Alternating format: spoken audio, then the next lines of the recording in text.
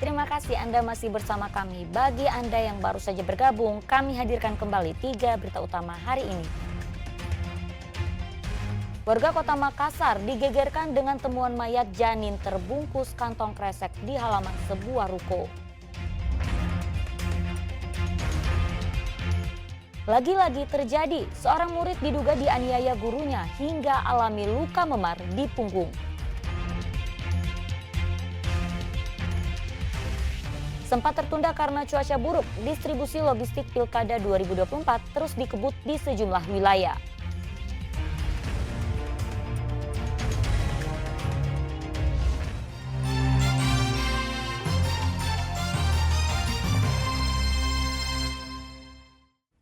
Ya, kasus penambangan batu kapur ilegal yang meresahkan masyarakat di Kabupaten Maros akhirnya terungkap. Polisi menangkap pelaku yang diduga sebagai pengelola tambang ilegal bersama barang bukti alat berat. Berawal dari laporan masyarakat, personel Polres Maros mengungkap aktivitas tambang batu kapur ilegal di Desa Tukamasea, Kecamatan Bantimurung, Kabupaten Maros. Dalam operasi tersebut, polisi menangkap seorang pria berinisial A yang diduga sebagai pengelola tambang dan kini ditahan di Polres Maros. Polisi pun turut menyita sejumlah barang bukti, diantaranya 1 unit breaker, 1 unit eskavator, dan sebuah dump truck yang membawa hasil tambang berupa batu kapur. Dari pengakuan pelaku, tambang tak berizin ini telah beroperasi sejak 1 tahun terakhir. Kami telah amankan diduga sebagai pengelola yang mana telah ditahan di Polres Maros berinisial A. Ini tambang sudah berjalan berapa lama, Komandan? Berdasarkan pengakuan dari pelaku, tambang ini setelah berjalan sejak tahun 2023. Dari kegiatannya hasilnya digunakan untuk kebutuhan operasional kegiatan usaha tambang tersebut dan juga kebutuhan pribadinya. Hingga saat ini polisi masih mendalami jumlah keuntungan yang diperoleh dari aktivitas tambang ilegal tersebut. Pelaku akan dijerat dengan pasal-pasal yang diatur dalam Undang-Undang Mineral dan Batu Bara.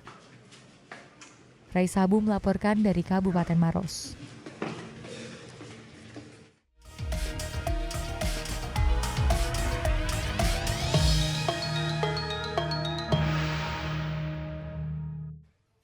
Ya, jelang Pilkada Serentak 2024, Polres Maros menggelar apel pergeseran pasukan dalam rangka pengamanan tempat pemungutan suara. Pergeseran pasukan ini diikuti oleh ratusan personel gabungan. Apel pergeseran pasukan dalam rangka pengamanan tempat pemungutan suara TPS pada Pilkada Serentak 2024 digelar di lapangan upacara Mapolres Maros Senin sore. Pergeseran pasukan ini bertujuan untuk memastikan pengamanan di seluruh TPS yang tersebar di wilayah Kabupaten Maros. Sebanyak 286 personel gabungan ditambah 1 kompi brimob yang terdiri dari 30 orang disiapkan untuk mengamankan jalannya pilkada. Pengamanan juga diprioritaskan bagi wilayah dengan kondisi geografis yang sulit dijangkau seperti daerah Tompobulu. Daerah yang prioritas ada, hanya masalah geografis saja, yaitu daerah-daerah yang memang memerlukan waktu dan jarak yang cukup jauh, dan juga ada beberapa daerah Tompobulu yang harus melewati sungai. Tapi itu sudah kita antisipasi dan kita bisa mitigasi dan kita sudah siapkan untuk personel yang jaga di TPS tersebut. Hasil dari Kirka Intel dan hasil dari kami profiling untuk saat ini tidak ada TPS yang melakukan penjagaan khusus, tidak ada, hanya masalah geografis saja. Ya, setelah 2 hari tertunda karena cuaca buruk, pendistribusian logistik Pilkada 2024 di sejumlah pulau yang ada di Kabupaten Sinjai akhirnya bisa dilakukan. Pendistribusian logistik melalui jalur laut juga dilakukan KPU Makassar untuk menuju ke sejumlah pulau. Waktu pencoblosan sudah di depan mata, namun pendistribusian logistik Pilkada 2024 sempat terkendala di Kabupaten Sinjai. Faktor cuaca buruk membuat pendistribusian sempat tertahan selama 2 hari. Setelah melihat kondisi cuaca yang cerah, KPU Bawaslu hingga TNI Polri dan Forkopimda Sinjai segera melakukan pendistribusian di Kecamatan Pulau Sembilan. Logistik ini dibawa menggunakan kapal kayu dan dikemas dalam plastik bening agar tidak basah terkena air laut atau hujan di tengah perjalanan. Total logistik yang didistribusikan untuk 9 kecamatan di Kabupaten Sinjai sebanyak 854 kotak suara dan 1.708 bilik suara. Alhamdulillah, meskipun ada prediksi BMKG terkait intensitas hujan di Sinjai, alhamdulillah ini cuaca mendukung dan mudah-mudahan kita berharap hari ini semua sudah bisa kita distribusikan ke kecamatan yang hari ini pertama kali kami berangkatkan dari pulau, seterusnya ke selatan Porong, kemudian ke barat dan timur Tanjung. Jadi Distribusi logistik pemilu juga terus dikebut KPU Kota Makassar, salah satunya menggunakan jalur laut. KPU Makassar menyewa kapal kayu untuk mengangkut logistik pilkada menuju Kecamatan Sangkarang yang berjarak hampir 2 jam dari Kota Makassar. Untuk di Pulau Sangkarang, logistik pilkada berjumlah 42 kotak suara dengan total surat suara sebanyak 10.401 lembar. Hari ini kita akan geser dan kita akan kawal beserta dengan Ketua PPK Kecamatan Sangkarang. Hari ini akan mulai bergeser ke kantor PPK Sangkarang. Akan diinapkan di sana di gudang PPK. Dan harapannya dengan pengamanan yang maksimal, kegiatan pemilu dapat berlangsung dengan lancar, kondusif dan terkendali. Total Polres Pelabuhan Makassar menerjunkan 348 personel untuk pengamanan di tempat pemungutan suara pada 3 kecamatan. Andi Muhammad Sadi melaporkan dari Kabupaten Sinjai dan Kota Makassar.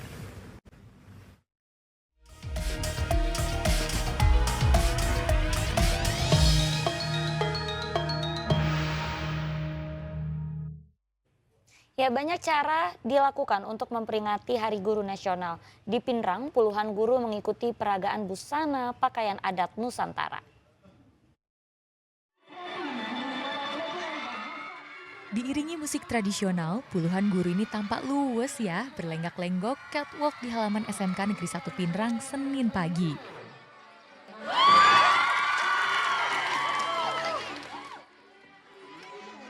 Sorak-sorai siswa-siswi pun mengiringi penampilan para guru.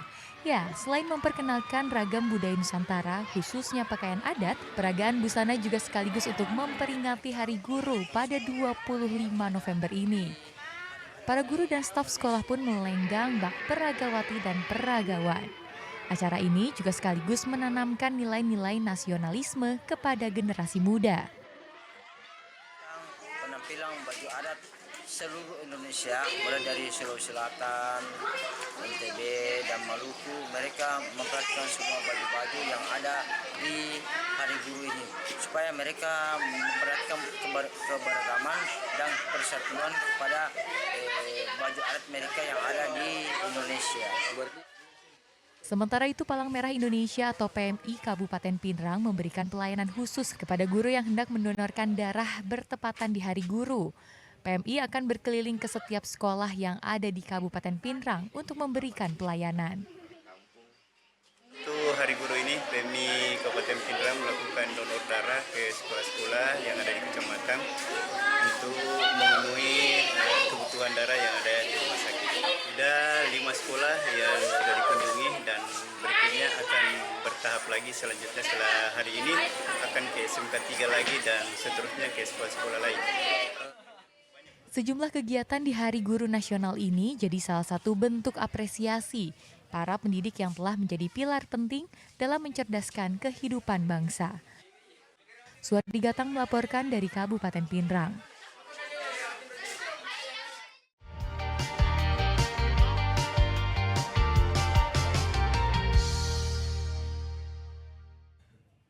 Ya, informasi tadi mengakhiri jumpa kita. Atas nama rekan yang bertugas, saya Auriga Agustina undur diri. Namun saya ingatkan jangan lupa datang ke TPS hari ini karena suara Anda akan menentukan masa depan pembangunan daerah.